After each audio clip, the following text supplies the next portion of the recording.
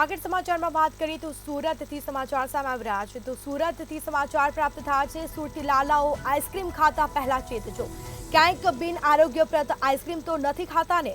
શહેરમાંથી આઈસ્ક્રીમના sample fail લેવાયેલા, જેમાં કહી શકાય કે 10થી વધુ પાર્લરો પરનું આઈસ્ક્રીમ અખાદ્ય હોવાનો ઘટસ્ફોટ થયો છે. 20થી વધુ આઈસ્ક્રીમ પાર્લરો પરથી સેમ્પલ લેવામાં આવ્યા હતા, જેમાં 29 સેમ્પલમાંથી 10 સેમ્પલ ફેલ ગયા છે. તો ક્યાંક ભેળસેળવાળો આઈસ્ક્રીમ, બિન આરોગ્યપ્રદ આ આઈસ્ક્રીમ નમૂના લેવામાં આવ્યા હતા, તેનો રિપોર્ટ પણ સામે આવ્યો છે. તો પાલિકા દ્વારા સુરત શહેરમાં અલગ અલગ વિસ્તારોમાંથી, દુકાનોમાંથી, આઈસ્ક્રીમની દુકાનોમાંથી નમૂના લેવામાં આવ્યા હતા.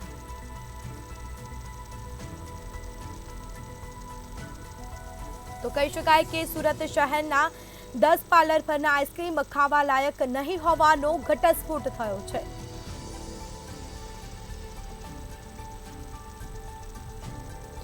તો આઈસ્ક્રીમના સેમ્પલ લેવામાં આવ્યા હતા અને તેનું ટેસ્ટિંગ લેબોરેટરીમાં કરવામાં આવ્યું હતું. 29 પૈકી 10 નમૂના ફેલ સાબિત થયા.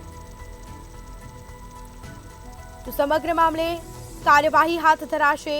શહેરમાંથી આઈસ્ક્રીમના લેવાયેલા નમૂના ફેલ ગયા છે. 10થી વધુ પાર્લરો પરનો આઈસ્ક્રીમ અખાદ્ય હોવાનો ઘટસ્ફોટ થયો છે.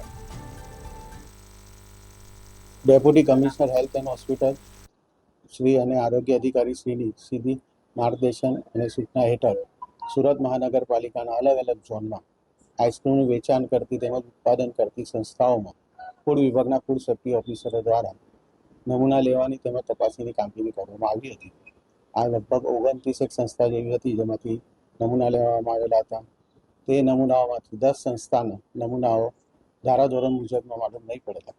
એમના મિલ્ક ફેટ ઓછી આવેલી હતી અને સોલિડ ફેટ બે વસ્તુ ઓછી આવેલી હોવાથી તેમની સામે એજ્યુકેટિંગમાં ફરિયાદ દાખલ કરવાની કાર્યવાહી હાથ ધરવામાં આવેલી છે.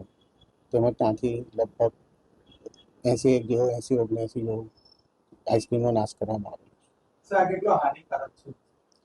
એના જો બીજી કોઈ ફેટ ઉમેરેલી હોય તો લાંબે ગાળે શરીરને નુકસાન કરી શકે.